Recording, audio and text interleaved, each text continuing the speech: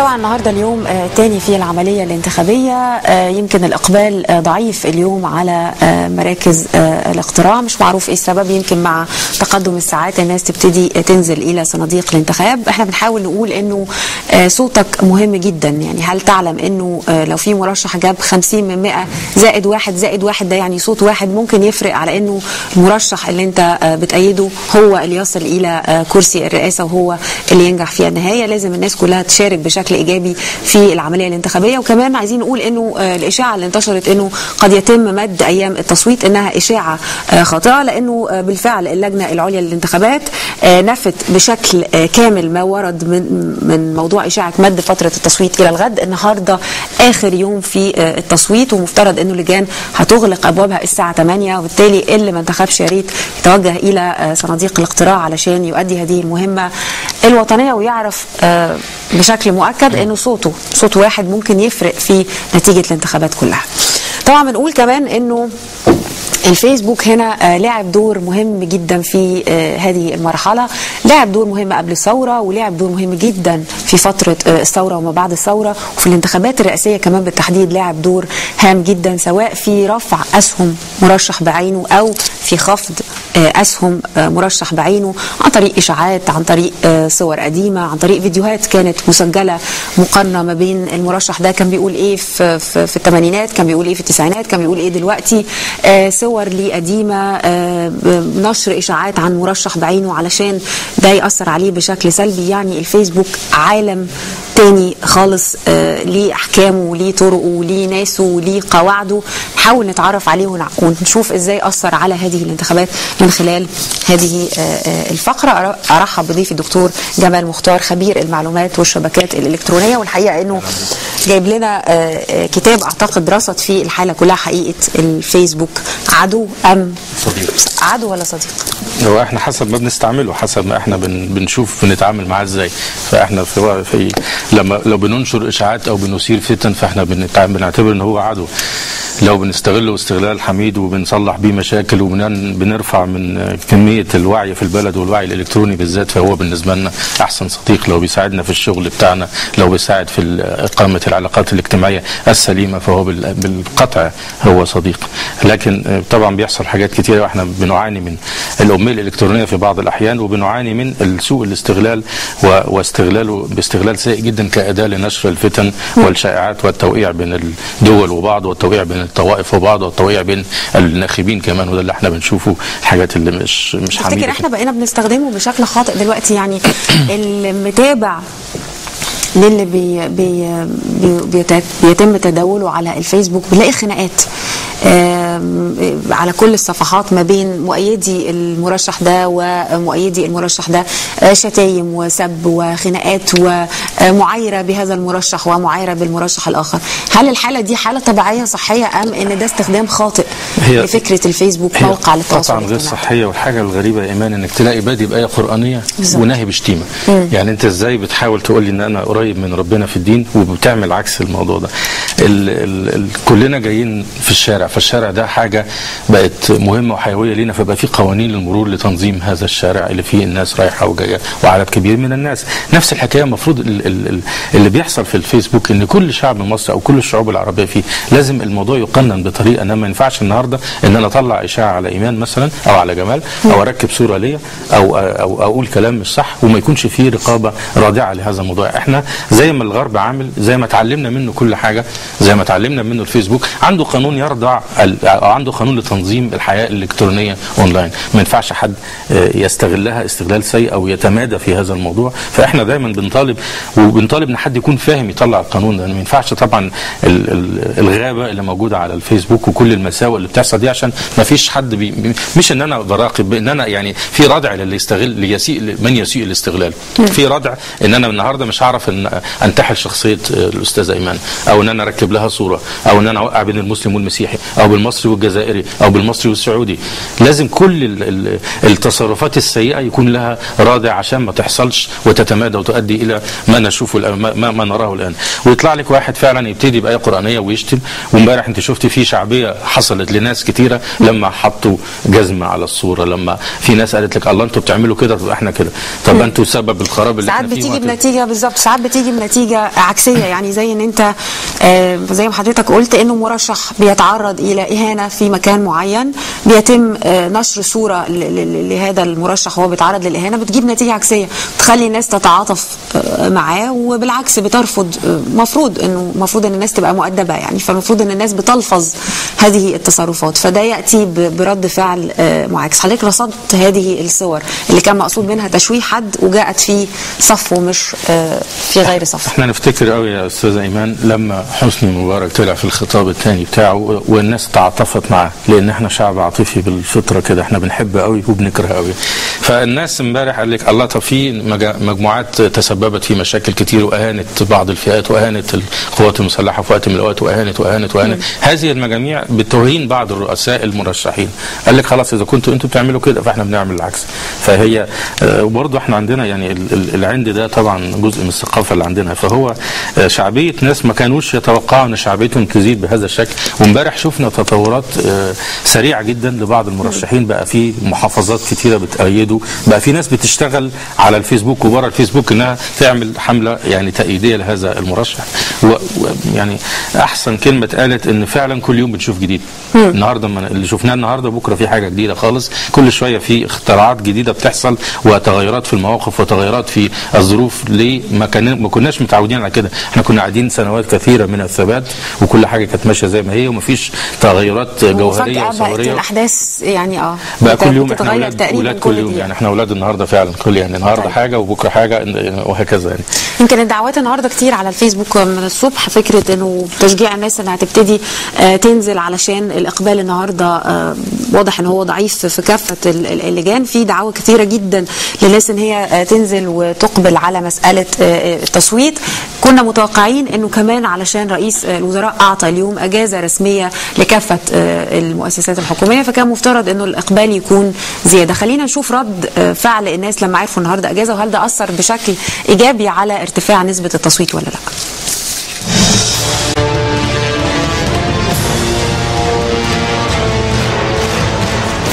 مرة تانية كل الناس تتشجع وتنزل تذهب إلى صناديق الاقتراع. لسه في وقت، لسه ساعات طويلة. صناديق أو اللجان الانتخابية هتقفل الساعة 8، فلسه في وقت، والنهاردة آخر يوم، فيا ريت اللي ما نزلش يصوت يا ريت ينزل يصوت في الانتخابات، لأن صوته هيفرق كتير بالتأكيد. دكتور جمال، تعتقد بأنه دنيا الفيسبوك مش مرآة حقيقية للدنيا الحقيقية؟ بمعنى انه الاستطلاعات للمشتركين في الكثير من المواقع والبيجز على الفيسبوك، لما كانت بتعمل استطلاعات كان بيطلع اسامي مرشحين معينين مثلا، لكن لما تنزل الشارع تلاقي الناس في اتجاه تاني خالص. زي بالظبط وقت التصويت على فكره التعديلات الدستوريه نعم ولا لا، كان عالم الفيسبوك رايح بانها لا بنسبه 90%، لكن في النهايه النتيجه الحقيقيه طلعت نعم بنسبه 77%. هل تعتقد ان ده عالم منفصل عن العالم الحقيقي؟ هي في الجزئيه دي كلام حضرتك صح، ان هو فعلا الناس اللي بتطلع اونلاين وبنطلع منها بنتيجه ليست مرآة لما يحدث في الشارع بنسبه كبيره جدا. ولكن ما نغفلش ان الفيسبوك بيحرك الشارع وبيأثر على الاتجاهات بتاعت الناس. بس فعلا انت لما بتيجي النهارده، اولا في ناس بتبقى بتقول لك انا ماليش دعوه، انا او تركز قوي انها تقول لاصحابها واصحابها يقولوا لاصحابهم انهم يركزوا على راي معين او على مرشح معين، ولكن ده مش شرط ان هو يكون الاساس اللي بيحصل فعلا في الواقع. فهو في الجزئيه دي فعلا هو بعيد عن الواقع بالاحصائيات وبالحاجات اللي بتيجي من وراه، ولكن طبعا هو متدخل في حاجات كتيره جدا بعد كده. من خلال متابعه حضرتك تعتقد انه بعد الثوره وبعد في ناس كتير قوي ما كانتش تسمع اصلا عن الفيسبوك وخاصه الاجيال الكبيره، وفي ناس كانت مشتركه على موقع الفيسبوك وبس ما كانتش عندها حاله التفاعل الكبير مع الموقع، لانه ما كانتش متخيله بالظبط، ما كانتش متخيله انه بهذا الاهميه او انه ممكن يكون عنده القدره دي على حشد وتوجيه الناس. تعتقد بعد الثوره مساله الاهتمام بالفيسبوك وبانه كل واحد يكون عنده حساب على الفيسبوك بقت منتشره بشكل اكبر؟ هو احنا كان عندنا يعني بنسبه كبيره جدا قبل الثوره كان عندنا مشكله اميه الكترونيه. كان عندنا الاب يقول لك انا ما بفهمش في الكمبيوتر وسايب ابني بيعمل الموضوع. بعض المسؤولين كانوا يقول لك حفيدي بيفتح لي الميل وحفيدي بيتعامل. انت وصلت حتى ان ابنك ليس بهذه القدر من الذكاء والتفاعل الالكتروني. فده كان اول فلاشه في الضلمه واول صدمه الاضراب 6 ابريل اللي حصل 2008. فابتدى ناس مسؤولين يقول لك هو ايه الفيسبوك ده؟ فدي كانت طبعا حاجه يعني تكسف ان انت لسه بتسال على حاجه زي كده. انت هو ايه الفيسبوك ده؟ وابتدى الناس تتفاعل شويه وابتدى تزيد التفاعل على مراحل عمريه معينه، على مراحل الشباب وعلى مراحل الاطفال وعلى مراحل يعني بدايات الناس اللي فوق الاربعينات. الثوره لما قامت وبنسبه كبيره جدا احنا عارفين ان حصل حركه خالد سعيد والفيسبوك ساعد والتويتر ساعد وهكذا. فدخلنا في مرحله ثانيه بقى الناس كتيره جدا تهتم وناس تدعي انها فاهمه وناس مثلا في بعض الاذاعات يقول لك احنا على موقعنا على الفيسبوك كذا. هو حاسس انه حل المشكله لما عمل موقع على الفيسبوك وخلاص. هو كده خلاص بقى اونلاين مع الناس يعني. وما بقاش في هذا القدر الكبير من التفاعل لبعض المسؤولين اللي شاخوا اللي عدوا سن معينه ان هم يتفاعلوا معنا. بس طبعا بنسبه كبيره جدا بقى في اختراع الفيسبوك ده. وطبعا عشان هو كمان بقى بالعربي بقى سهل قوي كل واحد يفتح له حساب. بنشوف في بعض المحافظات 2 3 قاعدين على نفس الجهاز وكل واحد بيحاول يهندل الحساب بتاعه الاكونت بتاعه يعني. وحصل هذا الاهتمام وهذا التفاعل الشديد من المواطنين وابتدت تزيد نسبه اشتراك الانترنت وابتدت تزيد نسبه ان انا اشتري كمبيوتر ان شاء الله مستعمل ان شاء الله لابتوب قديم بس عشان ابقى في الصوره ويبقى عندي ربط الفيسبوك باليوتيوب. دخل في مرحله ثانيه بقت كل حاجه موثقه. مش حاجه اسمها انا ما قلتش، لا انا هرجع لليوتيوب اشوف انت قلت. بقى في ناس انا بستغرب الناس دي عندها صبر ازاي انها تسجل التوك شو بالكامل وتقعد بس تلتقط دقيقه او دقيقه ونص من الحديث كله علشان هو ده اللي هي عايزاه. وكمان يا ايمان تذيعه. يعني في ناس بتسجل مسرحيات بالكامل يقعد 3 ساعات يسجلها على الكمبيوتر و3 ساعات يرفعها. يعني بتخش دلوقتي بقيتي عندك بنك معلوماتي رهيب رابطه الفيسبوك باليوتيوب. ما عادش حد يقول لك لا انا ما قلتش. لا يا حبيبي انت قلت اهو والكلام بصوتك. بيجيبوا تسجيلات من السبعينات. انا ما اعرفش ازاي بيجيبوها بجد. انا في حاجات يعني في حاجات انا بستغرب جابوها ازاي يعني بهذا القدر. فهنا انت عندك بقى خلاص ده كل ده دليل او مؤشر ان خلاص الناس بقت مهيئه انها تتفاعل الكترونيا وانها تتعامل بهذا الموضوع وان الحملات الرئاسيه بقت المصدر الاساسي ليها هو الاس ام اس والبي بي ام والواتساب والفيسبوك والتويتر. لا وفكره كمان صفحه مرشح من المرشحين انها لازم تزيد عن عدد معين علشان ده دليل على شعبيته او على الاقبال عليه تعدي للكام الف لايك علشان ده معناه انه دي الصفحه دي قويه او عدد المشتركين فيها كتير فده معناه ان المرشح ده مرشح قوي او محبوب. بس احنا بنعيب على بعض المرشحين ان هم ما زالوا سايبين الموضوع للناس تبعهم. يعني هو في مرشحين ما بيتفاعلوش الكترونيا سايب حد يشغل له كل حاجه. احنا عايزين الناس تكون متفاعله الكترونيا بنسبه كبيره. طبعا كمان شفنا ظاهره جديده الصفحات الفيك. يعني مرشح مطلع ان هو المرشح بس واحد تاني هو اللي ضده مطلع صفحه باسمه وبيقول كلام غلط وبيقول معتقدات غلط عشان الناس يعني يخسر مصداقيته قدام الناس. فاحنا شفنا هذا الموضوع. شفنا هاك على بعض المرشحين. الصفحه بتاعت احد الاشخاص كويسه وعليها عدد كبير من الترافيك وناس كتيره بتيجي يخش هو يهاك ويخش يحط السموم بتاعته. طبعا شغالين على الصفحات. تعتقد انه كان متوقع انه موقع الفيسبوك هذا الموقع اخترعه فقط علشان الاصدقاء في كليه بس يتواصلوا مع بعض يعني يرسلوا مجموعه من الصور الشخصيه لبعض. تعتقد انه الموقع ده كان حد يتوقع انه يصل في يوم من الايام وبعد سنوات ليست كثيره الحقيقه انه يصل الى هذه الاهميه ان هو يكون له شأن في اداره ثوره او في حشد جمهور غفير او في اعلاء من يعني مكانه مرشح سياسي ما وخفس الارض بمرشح اخر؟ هو ما كانش يتوقع ابدا هذا الموضوع وما اعتقدش ان كان عنده الكفاءه ولا الامكانيه ان هو عمله بلابتوب قديم بتاعه وكان مده كبيره جدا قاعد في الاوضه بتاعته اللي هي اوضه واحده ومرتبه على الارض وما عندوش اي تخيل ان الموضوع هيوصل الى هذا ولا حتى انا بسال هنا على المتابعين او المراقبين للفيسبوك كانوا يتوقعوا كده. المرحله اللي بعديها ان دخلت معاه المخابرات الامريكيه كشريك ان انا هخش وادفع معاك فلوس عشان الموقع ده يكبر. فبقى الموضوع اكبر بكتير. كل ده برضو ما كانش لسه وصل لمرحله ان هو يعني تزداد الاهميه بيه ان هو بيقيم ثورات. يعني هو اللحظه اللي حصل فيها تغير كل حاجه لما قامت الثوره في تونس وقامت الثوره في مصر. يا ده الفيسبوك ممكن يعمل ثورات. فزاد الاهتمام بيه. زادت قيمته السوقيه من ارقام قليله الى يعني اخر قيمه سوقيه 96 مليار دولار بعد ما كان متعرض عليه من ياهو انه يتباع ب 3 مليار، وصلت بعد الثورات ل 96 مليار دولار. بقى في هذا القدره على التغيير فبقت يعني ازداد الاهتمام بيه، ازداد اهتمام الحكومات وجهات الاستخبارات والجهات المشبوهه بهذا الموقع اللي ما كانش حد يتوقع ان تكون دي المرحله الجديده في التفاعل والتاثير في الشعوب وتحريك الشعوب وتحريك الفتن وتحريك الثورات وما الى ذلك. تعتقد انه تم استغلاله كمان من بعض القوى السياسيه؟ يعني شفنا بعض القوى السياسيه اللي ربما تكون ظلاميه الى حد ما او حتى بترفض اي وسيله حديثه في الحياه، بدات تستغل هذه المواقع او هذه الاداه الحديثه في انها تصل الى اكبر عدد من الناس عن طريق ان يبقى ليها صفحات كبيره على الفيسبوك، عن طريق ان هي تبقى في حاله تواصل دائم مع الناس. بقى عندنا كده، وعندنا كتير من الجهات المشبوهه وكتير من اللي فاهمين الثقافه بتاعتنا وفاهمين اللغه العاميه بتاعتنا ان هم يقولوا حاجات كانها طالعه من مصريين يؤدي بيها في النهايه الى اشياء ليست حميده خالص. بس طبعا برضو ده عمل نوع من الوعي الكامل في العالم العربي كله، ان في بعض الجهات حتى عرضت انها تفكر تشتري الفيسبوك بسبب ان هو حاسس ان هو مصدر خطر ليه.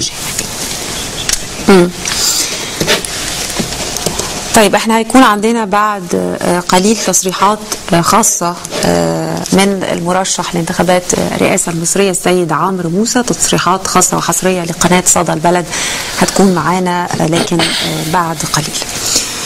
دكتور جمال، حضرتك تابعت الفترة اللي فاتت فكرة الإشاعات اللي كانت منتشرة على الفيسبوك، ويمكن تم استغلال بعض المواقع استغلت الفيسبوك بشكل خاطئ بأنها بدأت يعني تتكلم عن توجيهات خاطئة للناخبين، زي فكرة حشد مجموعة كبيرة من المعلومات المغلوطة عن طريقة التصويت وأيام التصويت وغيره. حضرتك تابعت هذا؟ احنا تابعنا كده وقلنا يعني دايما، ودي حتى من نصيحة. طيب انا بس هستأذن حضرتك لانه معانا لقاء حصري وعلى الهواء مباشرة، شيماء بكر مع مرشح لانتخابات الرئاسة المصرية السيد عمرو موسى. اتفضلي. مساء الخير يا إيمان. احنا النهارده موجودين دلوقتي في مقر حملة السيد عمرو موسى، والمفروض ان هو هيرد على بعض التصريحات من بعض المرشحين الآخرين واللي هنعرفها منه شخصيا. أنا أولا أود أن أنتهز هذه الفرصة لأطالب كل المصريين والمصريات بالنزول إلى مراكز الاقتراع والإدلاء بأصواتهم والمشاركة في عملية بناء الديمقراطية وبناء الجمهورية الجديدة. نزول المصريين، مشاركة المصريين مسألة أساسية. هناك بعض الحملات الانتخابية بتنتهز فرصة عدم اهتمام البعض وبتطلق شائعات وتطلق أكاذيب وتطلق معلومات مزورة عن تنازل مرشحين أو أخبار عن حملاتهم. أنا أحب أقول أنه لم يصلني أبدا أن أحدا تنازل، وأن كل المرشحين ما زالوا بيدعوا المواطنين إلى انتخابهم. وهذه انتهز هذه الفرصة وأطالب حملة الأخ أحمد شفيق بالتوقف عن نشر الأكاذيب وعن استخدام الأساليب القديمة، أساليب عفى عليها الزمن وثارت عليها مصر. وأقول أن الرأي العام المصري لا يريد أن يعود إلى الماضي، بالذات الماضي القريب، حيث كانت هناك ممارسات أساءت إلى الجميع. أطالب الأخ أحمد شفيق شخصيا بأن ينظر في أن يتراجع ويتنازل ويترك هذه الساحة، لأنه يمثل ماضيا ثارت عليه مصر، وماضيا لا نريد أن نعود إليه، وماضي في غاية الخطورة أن نعيد إنتاجه. نحن كل المرشحين وكل المصوتين كل المواطنين يجب أن يستمروا في العملية الديمقراطية، وأن يطالبوا هؤلاء الذين يريدون العودة بهم إلى عهود وإلى ممارسات وإلى سياسات لم يقبلها الشعب المصري، يطالبوهم بعدم المشاركة في إعادة بناء مصر وإطلاق الجمهورية الثانية. نحن التيار الوطني الذي لم يقبل أبدا هذه الممارسات، تماهى مع الثورة منذ ساعاتها الأولى، ولم يشارك في أي موقعة من هذه المواقع التي أنتجت مع الأسف الشديد شهداء عظام باسم الثورة. هؤلاء لا مكان لهم ولا صوت لهم أنهم يطالبوا الآخرين أو يدعوا الوطنية أو يعودوا بمصر إلى ممارسات ممجوجة، ممارسات أدت إلى إسالة دماء المصريين وسقوط شهداء بررة محترمين في أيام الثورة. النهارده صباحا وصلت لحضرتك الاخبار بتنازل سيادتك للفريق احمد شفيق. حضرتك تعاملت ازاي مع الموقف؟ ده اولا. ثانيا احنا عايزين نعرف من حضرتك الدعايه المضاده ازاي بتاثر على مرشح الرئاسه، وخاصه ان احنا بنقول ان احنا في انتخابات حره. دي هي اسمها الدعايه السلبيه اللي احنا سمعناها اليوم اللي انت اشرتي اليها في حمله الاخ احمد شفيق. ويعني الحقيقه انه هو اطلق اشاعه او حملته اطلقت اشاعات، واطلقت اشاعات الحقيقه فيها الكثير من السوء ومن الكذب. انا بتكلم بصراحه امام الراي العام. انت يجب ان تتنازل يا اخ احمد، لانك الحقيقه انت تريد ان تجر مصر الى اعاده انتاج نظام وسياسات وممارسات لا احد يريدها، لا احد يريدها. انت تلعب بالنار وتريد لمصر ان تلعب بالنار. انسحب لصالح الديمقراطيه مش لصالح احد. كيف ترى ضعف حركة المصريين اليوم على لجان الانتخابات، وكيف ترى الديمقراطية وكيف أن تؤثر على تاريخ مصر في الفترات المقبلة؟ انا شايف دلوقتي كان في الصبح كان في بعض البطء في عمليه التصويت، انما دلوقتي المعلومات اللي جات لي من كثير من عواصم المحافظات انه بدا التجمهر وبدأ الازدحام يعود. وبعتقد انه لانه لحرارة الجو في الكثير من محافظات مصر بعد الظهر وفي المساء هتكون اكبر، وجود الناخبين يعني واقبالهم على مراكز الاقتراع. وارجو انه مراكز الاقتراع تاخذ هذا في الاعتبار وتمد في ساعات الليل ما يعوض الساعات اللي كان فيها حرارة شديدة منعت بعض المواطنين خصوصا كبار السن من المشاركة في التصويت. وتأثير الديمقراطية خلال الفترة القادمة؟ إذا بدأت الديمقراطية صحيحة البلد دي سوف تبنى، سيعاد بناؤها بطريقة صحيحة. أشكرك يا سيدنا موسى. شكرا. شكرا.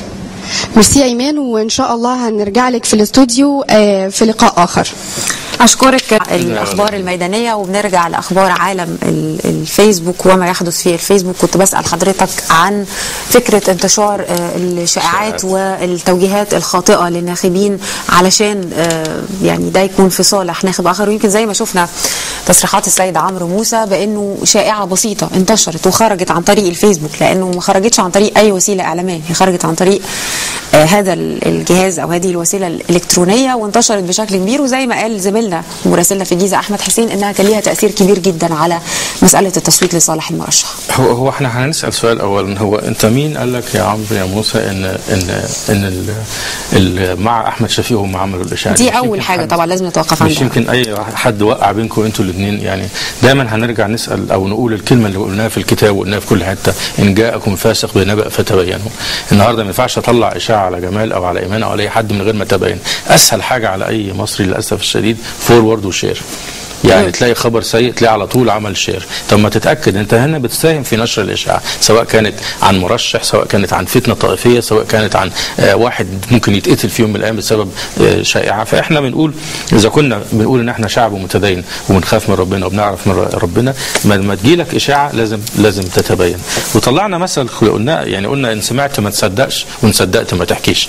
يعني ان سمعت اي حاجه مش شرط انها صح، واذا انت صدقتها ما تساهمش، وقف عندك ما تنشرهاش. فاحنا يعني بنقول انا بقول كمواطن انت ايش عرفك ان حد عمل كده من ناحيه احمد شفيق؟ فهي دي ويمكن واحد من الطرف المنافس ليك وقع بينكم انتوا الاثنين وانت بسهوله شديده استدركت لهذا الموضوع وانك هاجمت بهذا الشكل. فما يعني دي حاجه انا ما اعملهاش. يعني انا ما اتخيلش ان واحد هو الهجوم الحقيقه للسيد عمرو موسى يعني بالتالي ان هو كان خارج عن شعوره قوي وكان فاقد السيطره على نفسه، لانه اتهم ناس كثيرين بدون وجود دلائل حقيقيه الحقيقه على انهم هم الحمله الرسميه هي اللي ورا هذه الشائعات. على العموم احنا بنحاول نوصل لحد من المسؤولين عن الحملة الرسمية للمرشح الفريق أحمد شفيق. إيمان الحويزي مراسلتنا من اسكندرية، شكرا جزيلا لك.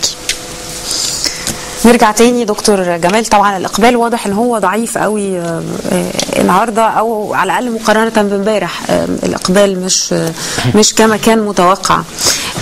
طيب معانا على الهاتف المهندس أحمد سرحان من حملة الفريق أحمد شفيق للرد على الاتهامات التي جاءت من السيد عمرو موسى بشأن أنه الحملة هي ما وراء ما نشر عن وقيل عن تنازل عمرو موسى لصالح أحمد شفيق. باشمهندس مساء الخير. اهلا، مساء الخير. لو حضرتك استمعت لتصريحات السيد عمرو موسى؟ يعني وردني تصريحات وجاء لي بيان بيحاولوا يروجوه دلوقتي على السوشيال ميديا وعلى رسائل الموبايل، يعني ارجو يكون لي حق الرد على هذا البيان. طيب هو الحقيقه يعني انا اتعجب يعني، والسيد عمرو موسى للاسف يعني يغادر السباق الانتخابي انه يبداوا ينشروا هذه الشائعات ويبعثوا بيانات لكل وكالات الانباء تؤكد ما ليس هو بصحيح.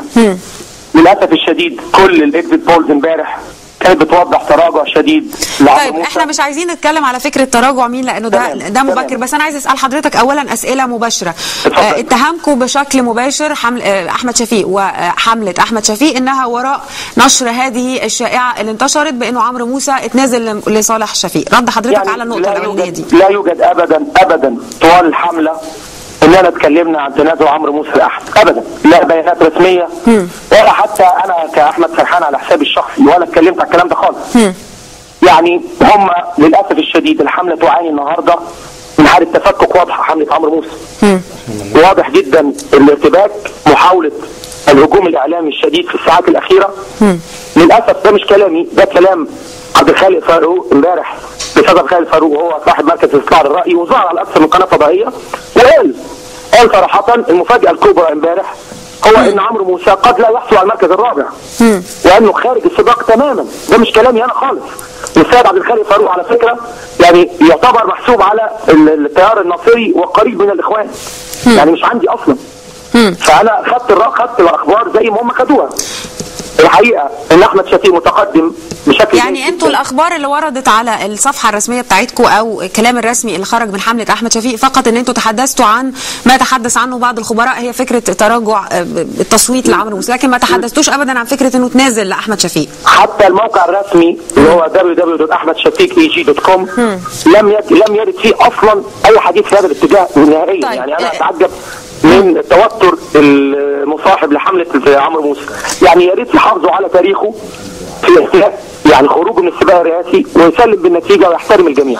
المره دي تصريحات جايه مباشره باشمهندس من عمرو موسى شخصيا مش من الحمله بتاعته، كان معانا على الهواء منذ قليل في تصريحات خاصه لصدى البلد، اتكلم على او طالب الفريق احمد شفيق بانه هو يغادر الساحه لانه بيمثل كما قال كده بالحرف ماضي عفى عليه الزمن ويمثل نتاج تجربه او ماضي او عصر لا نريد اعادته من جديد، وانه بيلعب بالنار وعايز مصر كلها تلعب بالنار. تعليق حضرتك ايه؟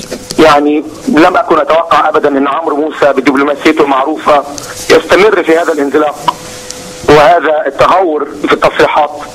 مفيش مرشح من ال 13 خرج بتصريحات مشابهه غيره. واضح جدا ان التصريحات دي دليل على انهيار كامل في الحمله وتراجع شديد في التصويت. انا بتجيلي رسائل على الموبايل من حملته انه هو متقدم وانه مش عارف ايه، كل ده كسر صمت انتخابي ودعايه غير صحيحه بالمره. يروح يسال الاخوان، يروح يسال عبد الفتوح، يسال عندنا، يسال حتى الجهات المحايده. عمرو موسى اختفى تماما امبارح في التصويت نهائيا، والنهارده الحمله انهارت تماما. في لجان انا عندي اسمائها، عارف ان هم بيتخانقوا مع بعض النهارده على الفلوس. مدرسه كفر نصار، مدرسه الشهداء في مسجد السمان، العمرانيه في كفر صقر في الشرقيه، كل دي المندوبين الخاصين بعمرو موسى انفصلوا تماما عن الحمله. لو حاولت تذهبي الى مقر الحمله لن تجدي احد. الحمله في حاله انهيار شديد جدا. التهور اللي وصل ليه عمرو موسى لم اكن اتوقع ان ياتي من شخص دبلوماسي زيه، وارجو منه هو شخصيا ان يحافظ على تاريخه ويحترم نتيجه الناخبين ولا يؤثر عليهم. يعني بصراحه اخر كلمه اقدر اقولها له، عيب يا عمرو بيه، عيب هذا الكلام. عيب جدا في تاريخك تعمل كده. ارجوك احترم النتيجه، ارجوك احترم رأي الناخبين، ارجوك انتظر حتى تظهر النتيجه. واحنا يعني مش هنقول عليك اي حاجه غير انك طبعا حضرتك بتتكلم على اعتبار ما سيكون، يعني نتيجه على اعتبار ما سيكون. اتمنى ان ننتظر وبلاش يخرج بالطريقه دي. بلاش يخرج بالطريقه دي. انا بشكر حضرتك المهندس احمد سرحان من حمله الفريق احمد شفيق، لانه كان ليه طبعا حق التوضيح بعد مجموعه الاتهامات المباشره اللي وجهها مرشح انتخابات الرئاسه السيد عمرو موسى، سواء لحمله الفريق احمد شفيق او احمد شفيق شخصيا. وطبعا ما حدش كان متوقع، لانه عمرو موسى معروف بدبلوماسيته الشديده، فما حدش كان يتوقع ان هو يخرج في هذا الصدام مع الفريق احمد شفيق، وخاصه وانه بيتكلم على انه محسوب على النظام الماضي، وكمان السيد عمرو موسى ممن عملوا في النظام السابق. هي دي المفاجآت اللي احنا بنتكلم عليها. هو كويس قوي ان حضرتك دلوقتي وضحت، يعني ده طبعا كويس قوي ان جبنا الطرف الاخر، بس من الواضح يا استاذه ايمان ان الاعصاب مشدوده. من الواضح ان هي مش مشدوده، دي باظت خالص. لان كده انت لو انت خرجت عن الكنترول بتاعك عن نفسك كراجل طول عمرك شغال بدبلوماسيه، وانك تتهم بهذا الشكل، فطبعا ده حاجه يعني انا اقدر ان اعصابك مشدوده. ممكن نسبه مش بس التهم، هي كمان لغه الحوار نفسها فيها ممكن نسبه من الشائعات اللي كانت عند عمرو موسى صح، وممكن نسبه من اللي قاله الاستاذ احمد تبقى مش صح. فاحنا ولكن بنقول برضو ان جاءكم فاسق بنبأ فتبينوا. اذا كان حد سخنك وقال لك ده بيعملوا كده، ممكن حد لا من هنا ولا من هنا، بس مش يكون رد فعلك بهذا الشكل وبهذه العصبيه واتهام رسمي. يعني انت النهارده المفروض حتى انتوا في اتجاه يعني غير اتجاه المنافسين التانيين، فالمفروض ما اعرفش، حسيت ان انا يعني ما حسيتش ان ده اللي يطلع، لولا ان انا شايفه قدام عينيا ما كنتش هتصدق والله. ما كنتش ممكن اصدق يعني. احنا بس كمان نفسنا في حاجه، لو هنتكلم عن ماذا بعد الانتخابات، هيعمل ايه الرئيس الجديد؟ كل واحد متخيل، اولا كل واحد بيقول انا هخلص اللي انا عايزه في 8 سنين. طب تفرض احنا مش عايزينك غير في 4 سنين، احنا عايزينك 4 سنين بس. يعني انت ليه حاطط الجدول المذاكره بتاعك ان هتقعد في 8 سنين تخلص لنا الحاجه بتاعتك؟ ثاني حاجه طبعا اثير كذا موضوع، هيدير البلد ازاي؟ هيمشي في الشارع؟ هيمشي بالطياره؟ هيشتغل ازاي؟ هيعمل ايه؟ ممكن اول رئيس يجي يعمل محاوله وهميه لاغتياله، فبالتالي يقول لك لا انا عايز حمايه اكتر وعايز، ونرجع تاني لنفس القلق اللي كنا بنشوفه ومواكب رئاسيه وغيره. انا بس طالما انا راجل بتكلم عن المعلومات والشبكات الالكترونيه وغيره، فانا بقول انا نفسي الرئيس الجديد يكون مهيئ تماما بنسبه 1000% تكنولوجيا والكترونيا انه يدير البلد دي بهذا الشكل. ده بقى شيء اساسي، يعني ده ما بقاش مطلب انت بتقولي كده زياده، ده بقى شيء اساسي. احنا نفسنا فعلا كده، نفسي ان انت تقول خطاباتك من غير ما حد يكتبها لك، من غير ما صحفي يكتب لك الخطاب. مش عايزك تمسك ورقه، عايزك تتكلم معانا. انت لسه جاي من معانا، انت مش بقالك 30 سنه في برج عاجي وهكذا، لا انت راجل كنت في الشارع، عانيت زينا، وقفت في اشارات المرور، قرفت من الحر، وقفت في طوابير البنزين، فانت لسه جاي فريش زينا كده بمشاكلنا، فانت واحد مننا يا رئيس يا جديد، فلازم تتكلم زينا. مش عايز واحد يتكلم باللغه العربيه، رغم ان مع كامل احترامي اللغه العربيه، عايز واحد يتكلم باللغه العاميه عادي، يتكلم معايا ويكون هذا الشخص يعني فاهم مشاكلنا بهذا الشكل. عايزين يتفاعل معانا اونلاين بطريقه شخصيه. ممكن يكون مش فاضي، بس برضه مش عايز ان انا سايب الموضوع بالكامل، وده اللي حصل لبعض المرشحين، هم سايبين الموضوع بالكامل لناس فاهمين الكترونيا، وهو كل شويه بيديله بس تقارير. لا احنا عايزين الرئيس الجديد يكون متفاعل زي ما اوباما متفاعل، بيدي في وقته ساعه ولا نص ساعه من عمره اليوم اللي هو 24 ساعه للرد على التويترز، ليه حط حاجات على كل الرؤساء في العالم وكل السياسيين دلوقتي بقى عندهم يعني حسابات على تويتر، وبقى عندهم بيجز خاصه بيهم برايفت على الفيسبوك، وبقوا على طول في تواصل. اعتقد ان الرئيس القادم مطلوب منه كمان انه يبقى طول الوقت يتفاعل بنفسه، موجود على المواقع الالكترونيه، مش سايب الامور لحد يقول له لا بص في ناس قالت كده النهارده وفي ناس قالت كده بكره واحنا قلنا على لسانك كذا. لا يعني اذا كانت دي امانه عليك، اذا كان كلنا دلوقتي بقينا اونلاين، كلنا بقينا داخل الشبكه العنكبوتيه على الانترنت، يبقى انت كمان لازم تكون واحد زينا. مش ينتهي الامر ان في حد بيفتح لك الميل، واحد بيرد لك، واحد بيعمل لك التويترز بتاعتك وهكذا. فده حاجه نطلبها من الرئيس الجديد. في نفس الوقت انت لازم تكون مدير ناجح ببعد نظر، تقدر تتعامل مع البلد ببعد نظر برضه الكترونيا.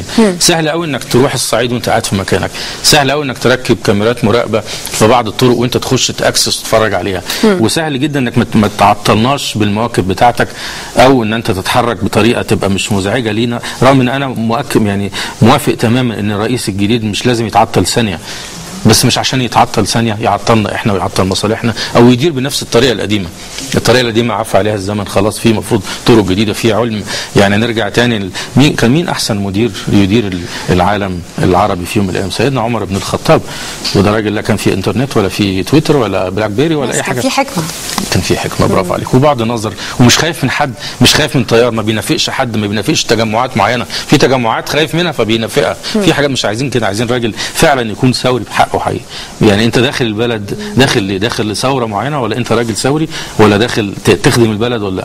وكان نفسي اسال سؤال عن طريقك برضه يا استاذه ايمان، هل انت يا مرشح كنت بترشح لمصر ولا لنفسك؟ بمعنى المرشح اللي مش هينجح هتيجي تقول خططي اهي وهقدمها للرئيس الجديد وانا عضو معاك، ده اللي نفسنا بقى انه الناس تعمله، يعني اللي عنده خطه ولا اشربوا بالظبط البسوا الكلام الآلي زي ما حضرتك قلت، نرجع نسدد ديون مصر، او نرجع الامن، او نعمل علاقات ما اعرفش فين، او نرفع الحصار عن فين. اللي كل حد عنده خطط، ليه حتى بعد ما الانتخابات تخلص لو مش هو رئيس ليه ما يساعدش بشكل او باخر؟ وليه الرئيس اللي هيبقى هو رئيس ما يحاولش يستعين بالناس دي فعلا؟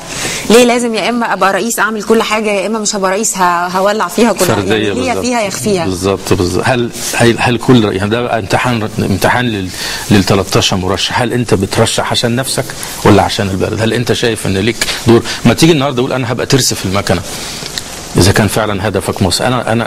أنا جندي من جنود هذا البلد. إحنا محتاجين قيادات دايما، محتاجين موتيفيشن، تحفيز للناس، محتاجين مشروع قومي. يعني في الستينات كان في مشروع السد العالي، في السبعينات مشروع حرب أكتوبر وما تلا حرب أكتوبر. إحنا ما عندناش مشروع نمشي وراه، إن إحنا مثلا يبقى التعليم الصبح بس، مش الصبح وبالليل دروس خصوصية وغيره. ميزانية البيت ما تستنزفش. ما هو الراجل لما بيستنزف ميزانية بيته بيفكر، يعني بيحلل لنفسه حاجات مش صح. فبالتالي إحنا عايزين نقضي على الفساد، عايزين نقضي على الشائعات، عايزين نبقى كلنا مهيئين تكنولوجيا، عايزين نستفيد بحاجات زي مثلا شرق وغرب قناة السويس. ده ممكن مشروع قومي لينا كلنا نشتغل عليه.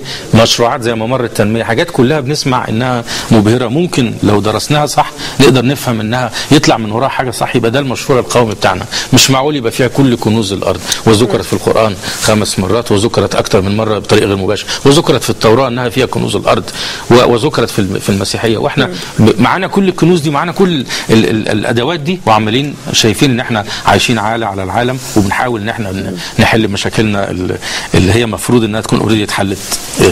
انا عايز ارجع بقى لتاثير الفيسبوك على الحياه عموما. تعتقد بانه من كتر ما تاثيره بقى كبير جدا، وخاصه في وسط فئات الشباب، لدرجه ان الواحد بيفكر قبل ما كان فيه الفيسبوك كان الناس بتعمل ايه؟ يعني كانت مصادر المعلومات يعني بنقدر نحصل عليها من مصادر معدودة ومحدودة، لكن عالم الفيسبوك أو عالم الإنترنت بشكل عام عالم مفتوح، تقدر تجيب مصدر من المعلومة من مصدر واثنين وثلاثة وتشوفهم بالصوت والصورة وأكثر من مرة. تعتقد بأنه وجود الفيسبوك أثر بشكل سلبي أو سحب من رصيد الإعلام المرئي والإعلام المسموع والإعلام المقروء؟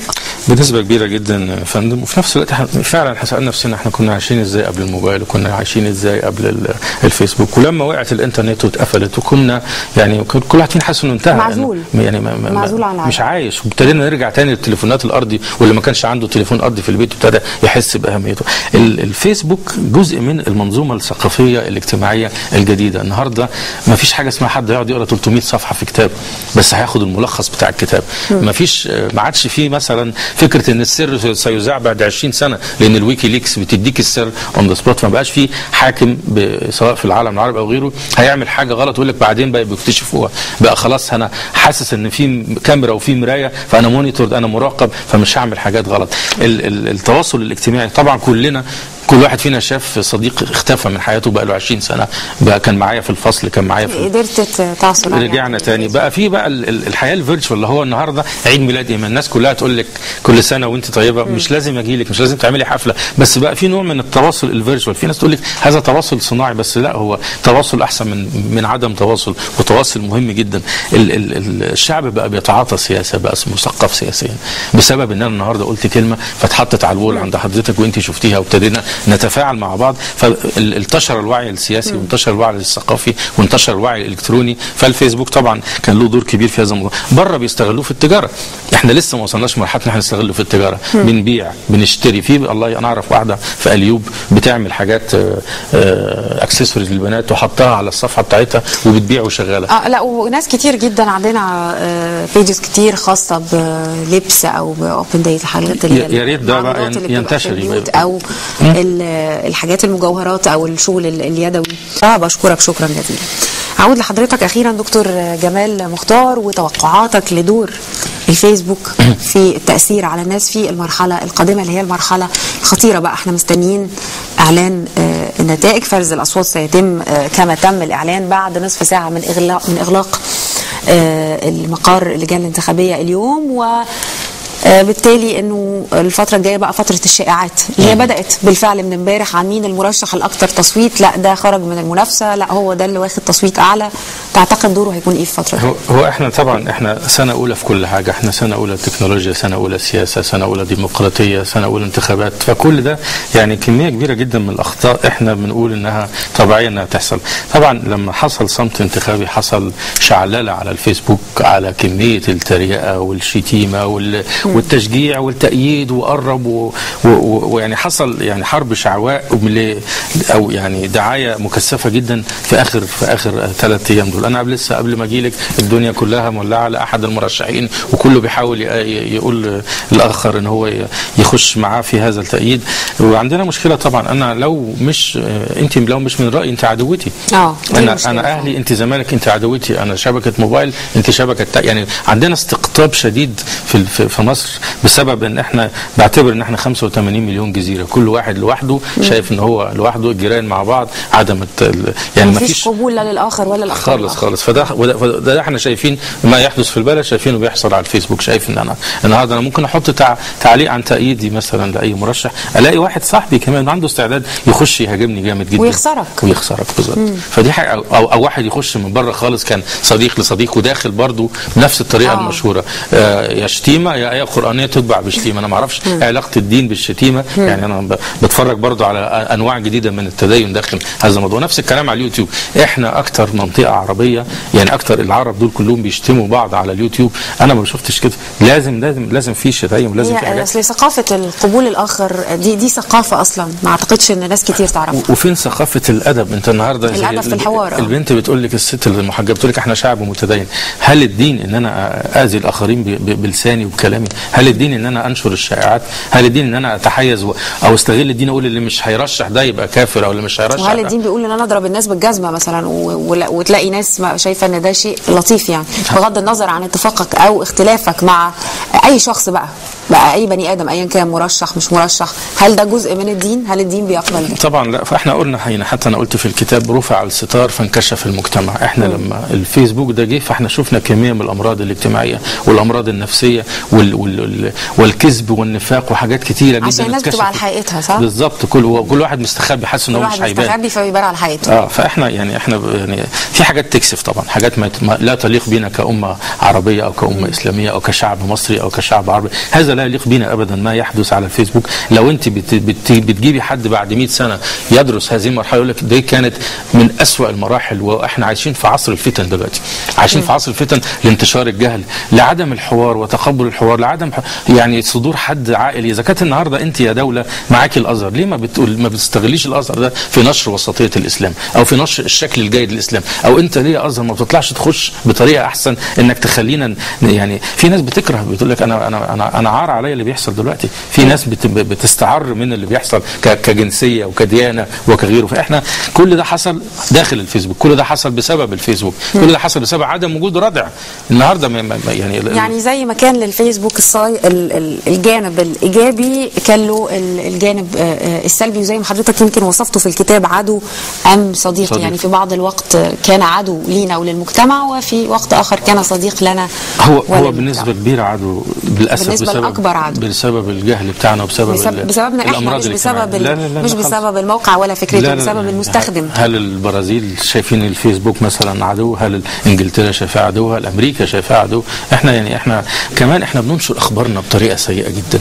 النهارده مثلا انا من غير ما استاذن ايمان رحت حاطط صوره كنت واقف فيها مع الاستاذه ايمان في مكان وعملت تاج كمان، فعملت فضيحه. المفروض استاذن حاجات يعني، ما برضه ده ادب الدين. ما ينفعش ان انا احط كل حاجه عني بهذا الشكل واحط صوري وانا بكره رايح كذا. فهو حتى قال لك في اليوتيوب في موضوع كده عن علاقه الاستخبارات، قال لك هنلاقي احسن من كده فين؟ ده انت النهارده قايل انك هتعمل كذا وامبارح عملت كذا ودلوقتي انت بتعمل كذا. طب ما هنلاقي احسن من كده فين؟ ولا محتاجين بقى لا جواسيس بتاعت زمان، الجاسوس والعميل، ده كل حاجه متاحه وكل حاجه. وكمان بالكاميرا بتاعت الموبايل بتاعك، سوري بتاعت الكمبيوتر، ممكن اشوفك انت فين وبتعمل ايه عن طريق الكمبيوتر، احدد انت مكانك فين. فاحنا احنا بنتمنى ان الناس تستخدمه الاستخدام الامثل علشان يصبح صديق، مش ويبقوا بخلاء شويه في اعطاء معلومات عن ودي يمكن نقطه مهمه جدا حضرتك قلتها، فكره انه يبقى معلومات عن الاشخاص منتشره بصور، بمعلومات، باحداث، باماكن موجودين فيها بشكل كبير. حضرتك شايف انه حتى امنيا ده للشخص وللبلد اللي بيعيش فيها ده مش شيء صحي او سليم خالص بكل اسف. انا بشكر حضرتك دكتور جمال مختار، خبير المعلومات والشبكات الالكترونيه، شكرا جزيلا على كل هذه التوضيحات في المعلومات الالكترونيه، شكرا جزيلا. مشاهدينا مستمرين معكم الساعه دلوقتي 3 فاضل 5 ساعات وتغلق صناديق الاقتراع وتغلق اللجان ابوابها. يا ريت اللي ما نزلش يشارك في الانتخابات يا ريت ينزل يشارك، وبنقول له مره ثانيه انه صوتك اكيد هيفرق كتير، ربما يكون السبب في انه مرشح ينجح، مرشحك اللي انت عايزه ينجح ويصل الى كرسي الرئاسه. فاضل 5 ساعات، يا ريت اللي ما اشتركش في الانتخابات ينزل دلوقتي على طول على اللجنه الخاصه بيه ويشترك في انتخابات الرئاسه قبل فوات الاوان. احنا مستمرين مع حضراتكم في متابعه مباشره وحيه لليوم الثاني والاخير في الجوله الاولى لانتخابات الرئاسه المصريه. ابقوا دائما.